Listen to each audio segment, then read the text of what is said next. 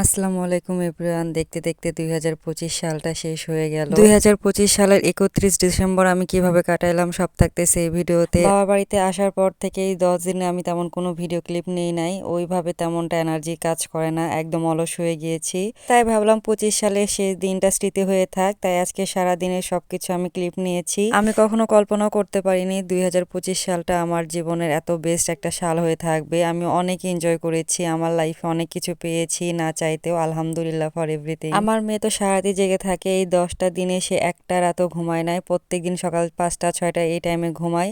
আমি সকাল 7টার দিকে মাকে বললাম পরোটা নিয়ে আসতে, আমার মা আবার পরোটা নিয়ে আসলো। পরোটা খেয়ে সকাল 8টার দিকে আমি ঘুমিয়ে গিয়েছিলাম, একদম উঠেছি বিকাল 4টার পর। আমার মেয়েকে নিয়ে আবার বাইরে ঘুরতে গেলাম। এটা আমাদের বাসার পিছন সাইডে, আসলে আমাদের বাসাটা রাস্তার পাশে, কিন্তু পিছন সাইডে নদী জমি সব আছে, মানে গ্রাম শহর দুইটার ভাইবই আমরা পাই। আলহামদুলিল্লাহ আমাদের বাসা এমন এক জায়গায় হয়েছে। তো মেয়েকে নিয়ে বাইরে ঘুরতেছিলাম, মেয়ে জমি দেখতেছিল, নদী দেখতেছিল। ইনা তো এগুলো ফার্স্ট টাইম দেখতেছিল। আজ 6 মাস আগে যখন আমরা বাবার বাড়িতে এসেছিলাম, ইনা তখন হাঁটতে পারতো না, হামাগুড়ি দিত, এই জন্য আমি এই সাইডে নিয়ে আসছিলাম না।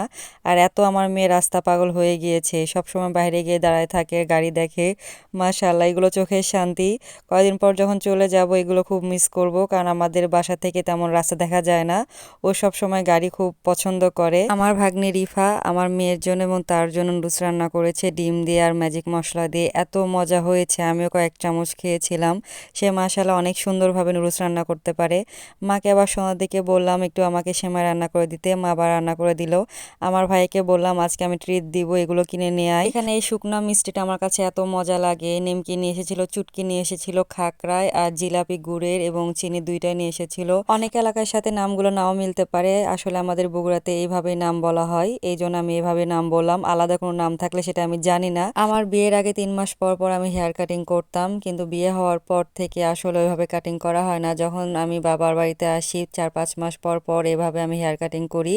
তো পার্লারে চলে গেলাম, ভাবলাম বছরের শেষ দিনে একটু নিজেকে প্যাম্পারিং করি। আমার ভাগ্নি ফাউজিয়া আবিদা রিফা তারও হেয়ার কাটিং করে দিলাম। এরপরে আমার মাথায় ভূত চাপ ছিল, আমি হুট করে ভাবলাম যে আমি চুল রিবন্ডিং করব। পার্লারে গিয়েছিলাম 8টার দিকে, এসেছি 12:30টার পর। বাসায় এসে হাজবেন্ডের সাথে ঝগড়া, কারণ তার কাছে আমি ঢং করতেছিলাম হেয়ার নিয়ে, কিন্তু সে আমার তেমন প্রশংসা না করে আমাকে বারবার বলতেছিল আমি খেয়েছি কিনা। বছরের শুরুটাই হয়েছে ঝগড়া এবং কান্নাকাটি দিয়ে, জানি না পুরো বছরটা কেমন কাটবে। তো happy new year, tata bye bye.